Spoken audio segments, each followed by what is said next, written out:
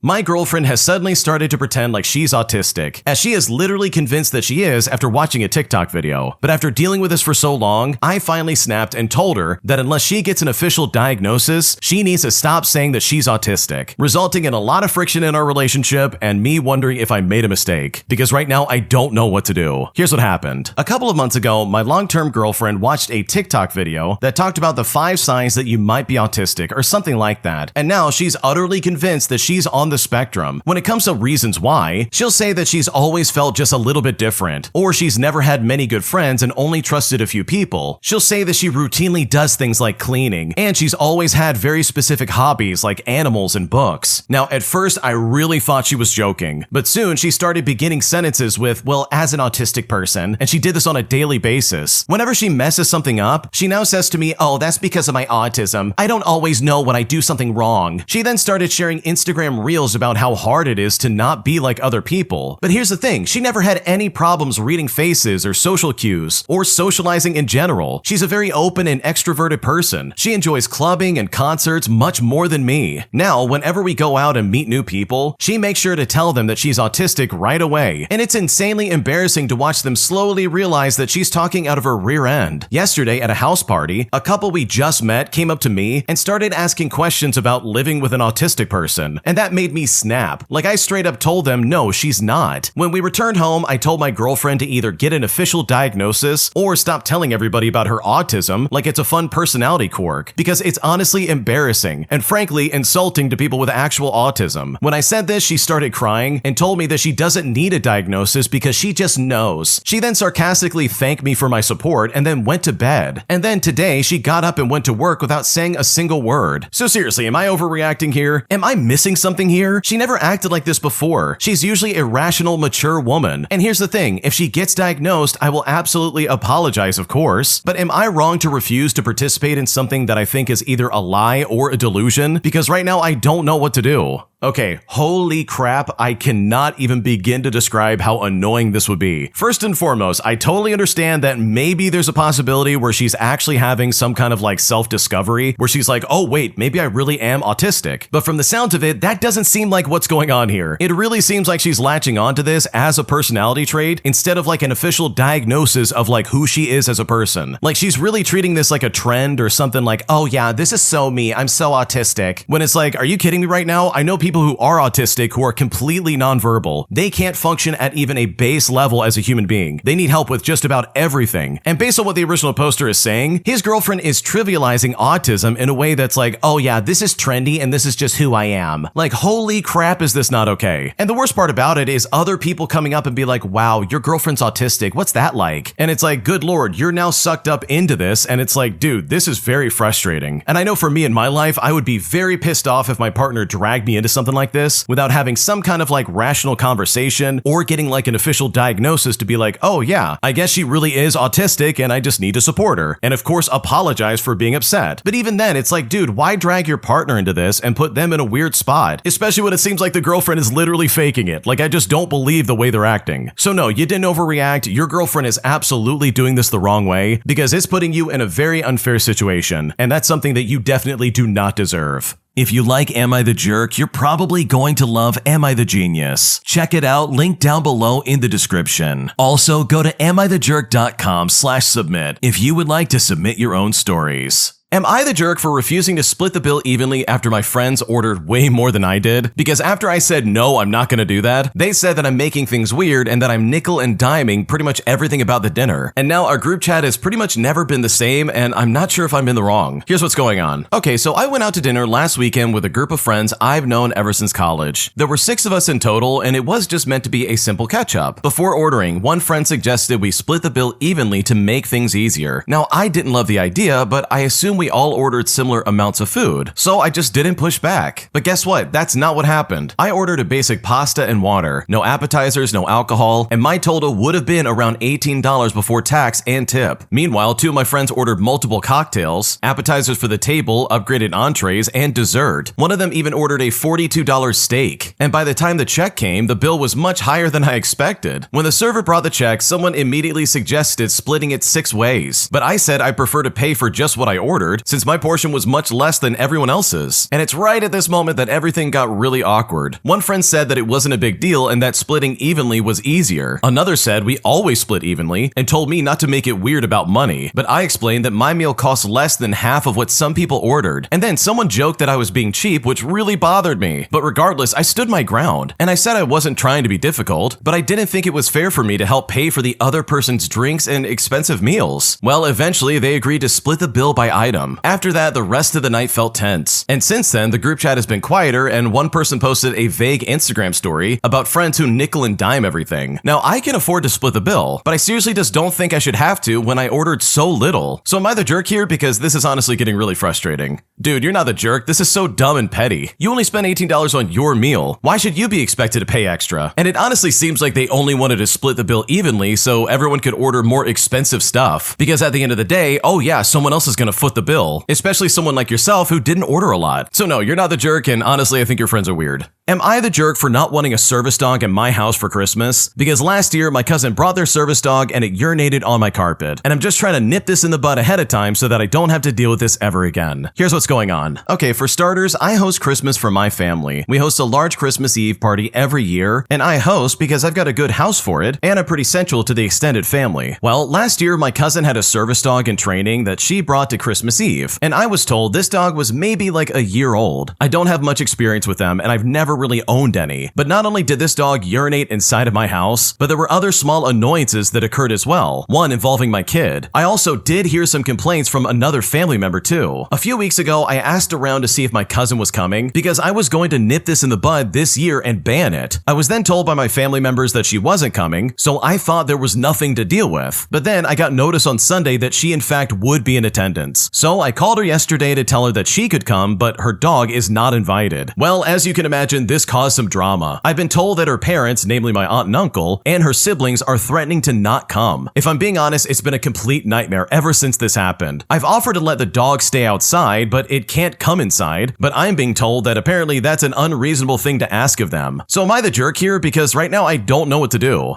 Okay, holy crap, yeah, the original poster is absolutely the jerk. I can't believe you're even asking this. I understand that the dog might have gone to the bathroom inside the house, but what would you rather have? A pee stain on the carpet or your cousin no longer living? Now, I have to say the original poster did clarify and be like, oh, well, it's a diabetic service dog, saying that she trained it herself and that she got it as a puppy, while also saying they're not going to comment on its legitimacy, but I think you know what you're trying to say here. Because first of all, this is absolutely a dog that needs to be around, because this dog being present is literally the difference between life and death. So to that extent, I don't blame everyone for being like, are you kidding me right now? No, we're not showing up to Christmas. This is incredibly insensitive and very tone deaf to what's going on here. So yeah, you're definitely the jerk and you probably need to make this right. Am I overreacting by being pissed off at my girlfriend's family for expecting me to sleep on the couch when everyone else gets a bed, all while we're vacationing in Mexico? Because right now I'm still very frustrated and I just don't know what to do. Here's how it all went down. Okay, so my girlfriend and I were planning to go on vacation with her family in Mexico for a wedding. This was something that was planned for the entirety of the year and was something I really look forward to. Throughout the year, I kept asking how much I would need to pay for my share of the Airbnb and how much the ticket for the flight was, plus how much I would need to pay for the Airbnb itself. Mind you, everything was booked and bought. For context, they are pretty wealthy and have a successful family business, and if I'm not mistaken, they had booked both the Airbnb and my flight ticket all under the company card. My girlfriend still lives with her parents, and her parents are very conservative and don't allow us to sleep in the same room, go on trips alone together, or even stay out past a certain time, only for special occasions. But anyways, the day was coming closer for the flight and the vacation, and I still had no idea how much I needed to pay. All I knew was that I was going, but I did not want it to be paid for me. In my mind, I'm a grown adult, and allowing her parents and family to pay for me only adds to their thought process of seeing us like children. Anyways, fast forward, and my girlfriend asked her brother how the layout for the stay is going to be, who's going to stay where, and where are people going to sleep. Her brother then proceeds to inform her that there's 3 rooms, one for him and his wife, the other for my girlfriend's sister and her boyfriend as they live together, and the other one for my girlfriend and her little nephew. And apparently I was going to sleep on the couch. Now, I did not want to sleep on the couch, not on vacation vacation for 4 nights, especially after I had offered to pay whatever was necessary. I then said straight up, I'm not gonna sleep on the couch, and that's when my girlfriend and everyone else said that I was making it a bigger deal than it needed to be. Now, I honestly need to know, did I overreact here? Should I have just sucked it up and gone with it? Or was I in the right for not wanting to spend my hard-earned personal time off and my money on a trip where I'd be sleeping on a couch? Because right now I'm honestly really frustrated and I don't know what to do. Okay, honestly, I can kind of see where the original poster is coming from. I would be really frustrated if I'm going on a trip with someone else's family and they're like, oh, we all get beds, but you're gonna get a couch, sorry. Like, dude, what are you talking about? That's not okay. Why does the nephew get a bed, but I'm like getting nothing but a couch? That just seems really weird. So I think with the information you've given us, I don't really blame you for being like, yeah, this is really frustrating and I hate this. Because no, you're not making a big deal out of everything. If anything, it kind of shows that, yeah, you are not a priority in this family. They see you as someone they can throw on the couch and that's that. And I know if I was in your shoes, I would probably feel the same way. My toxic mom literally said that if I wanted to stay with her for Christmas, I need to pay for my time that I'm spending at her house. And even though my stepdad literally invited me to show up and spend time with them, I'm now completely heartbroken that my mom is actually very toxic, even though I really wanted to believe that she was different. Here's how it all happened. For starters, I live across the world, and at my stepdad's invitation, I came to visit my mom and my stepdad. Well, my mom's been giving me the cold shoulder ever since I arrived, and she's been withdrawing from me for the past year, but I was going through a very difficult period of my life, so I just simply couldn't deal with her. But since it's Christmas time, I decided that I would invest in the time and energy to come and see my parents. The flight tickets cost around $2,000, and the flight itself took me 20 hours just to get home. Well, ever since coming here, my mom has been telling me that I am too much of a taker rather than a giver. She raised me, but yet I've not given her anything. I kept on asking her what she wants, and eventually she said that she wants me to pay her for my Christmas stay. She wants to charge me $200 a day for staying with them, which, by the way, the price is literally 2 times that of a local price of a hotel. I understand that I'm an adult and I am her child, and I am probably obligated to pay, but even still, it hurts a bit to see my mom is so transactional. Maybe now I should realize that, yeah, she probably is really toxic. I've been out of the house since 19 and left my home country for the last 3 years. I've worked part-time jobs ever since I was 14, and I paid for my own university. And if I'm being completely honest, I really think I had this fantasy built in my head that my mom actually loves me. But coming home, it definitely shattered this because that is clearly not true.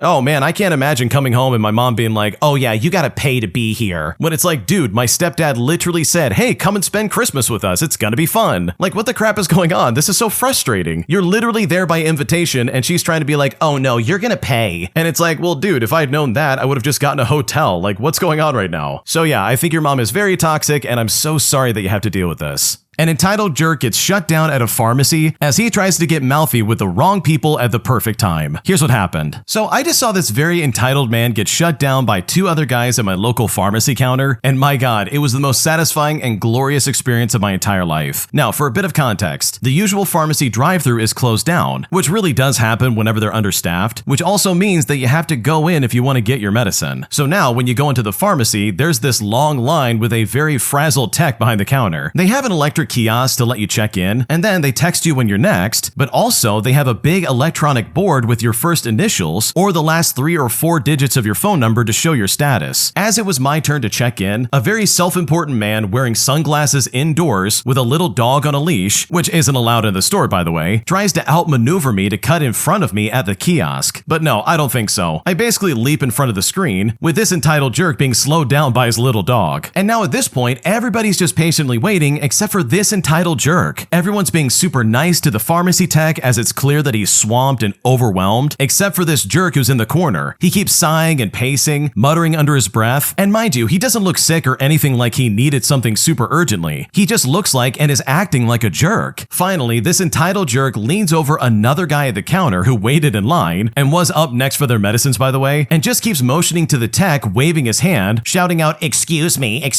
I just have a quick question. Now the guy he's leaning over at the counter says to him, hey, relax, wait your turn. Everyone's waiting their turn. The entitled jerk then gets pissy and says, I just have a quick question. I shouldn't have to wait. But another guy steps up and says, hey, just back off and wait. Can't you see that they're swamped? The entitled jerk keeps explaining why he's more important than everyone else, but the guy at the counter literally just turns around and tells him to get lost. And when considering how mean this guy was being, this was honestly a glorious thing to watch. Okay, if you're gonna find a Karen or like some kind of jerk in some scenario, the pharmacy is probably like ground zero for these types of people. Like, holy crap, God forbid you have to wait 10 minutes to get your medicine when this place is swamped already. You're not the only person who had the same idea of like, oh, I want to get my medicine before the holidays. All he had to do was sit there and be patient, and yeah, he would have gotten his stuff. So good for the other people in line for shutting this guy down. I love it when that happens because holy crap, we gotta be in solidarity to deal with people like that. Am I overreacting for being upset at my wife after she practically told me that I'm not allowed to travel to the funeral of my best friend's young son, who passed away of cancer by the way, all because she disapproves of my friendship with this guy, as she literally has taken all my credit cards and said I'm not allowed to leave, putting me in a situation that honestly feels very inappropriate and I just don't know what to do. Here's what's happening. Okay, for a bit of context, my best friend and I have known each other ever since college. He has a number of struggles with addiction, but has now been clean for over 17 years. I've stuck with him through all of it, even though I've never dabbled in the stuff that he's done. Mostly, our friendship has always been long distance. We both lived in the same region for many years, so visiting was more frequent. But since moving to the West Coast, it's been a while since we've seen each other in person. Despite these circumstances, we've always talked every few weeks and been in each other's lives. I'd also not seen his son since my best friend was still married to his mom, with them being divorced ever since the early 2000s. And she had other children and one or more of her subsequent marriages. We've also known that my friend's son has had cancer for 10 years, but he got treatment from St. Jude's as a teen and went on to have a normal, healthy young adulthood, graduating college and working in cybersecurity. Well, this past summer, his cancer returned and he died on December 21st. He was only 25 years old. As my best friend's only son, who literally made him a better man, he overcame everything to fully be part of his son's life and was in love with parenting. He maintained fatherhood all those years with weekly visits, financial and emotional support, literally everything. And I'm obviously devastated, as I too have but one child that means everything to me. I can't even comprehend what my best friend is going through right now. We also haven't spoken since the cancer returned because he simply cannot talk about it. And I've obviously sent him text messages and followed everything from afar. I've looked into the cost, and airfares actually will drop sharply in the new year. I'll be able to fly where I need to go, rent a car, and get a decent hotel room for 2 nights at a reasonable rate. I'm also able to get time off of work. It's only 4 days in total, and it's something I'd be happy to do to see my best friend and attend his son's funeral and memorial. Now, for a bit of context, my wife keeps insisting that my best friend was somehow associated with a time, which was before we were married and not living together, when I had a brief fling that she did not approve of. This was with a young woman who did certain type of work, if you know what I mean. And I have to say also, this was at a time in my life when I too was making some really poor choices. But I also very quickly came to my senses, I got it out of my system, and I moved on. I also never kept it a secret, and I thought my now wife had moved past all of that since I believe that I had made amends years and years ago. But evidently, she does not think so. She's been bringing all of this up again that literally happened 18 years ago, trying to paint me as some kind of criminal. And here's the thing, she also thinks that somehow my best friend met this person, and furthermore insists that mine and my best friend's relationship is not based on anything healthy. She's also removed my credit cards from my wallet, most of which are paid off, and insists that I'm not allowed to book this trip. She says it's too much of an expense, and that she forbids me from going. I should also mention that none of these cards are in her name, since she has no credit and no job, whereas I make a fairly decent living in TV broadcasting, while also doing Lyft on the side to earn some extra money, which totals out to like over $100,000 a year. Meanwhile, she hasn't had a full-time job in almost 5 years. I pay for everything, including her health insurance, and have actually reined in a lot of my previous debts. And sure, I absolutely have made mistakes, like I'm not a perfect person, but I've owned up to things and I've moved on. And I really thought we mended things from the past, at least in the sense that she married me, knowing all that we had been through, but she also forgets that much of what happened occurred while we were living apart. She confuses timelines to insist that I was cheating, when in actuality, I was doing stuff that she didn't like, fairly openly mind you, as a single male with other consenting adults. And I definitely cheated before we were married and caused breakups, but it was maybe once when I was fully in the throes of being an addict. And 90% of the supposed incidents that she recalls were definitely attempts to cheat that just failed and went sideways. But with all that in mind, I've never cheated in our marriage, and I thought all of that was behind us, but my God, I guess not. I'm so livid right now. I feel like she has no right to tell me whether I can undertake this, and that she is way off base for even judging the basis of my relationship with a person I consider to be like a brother to me. So am I overreacting right now? Because honestly, I don't know what to do.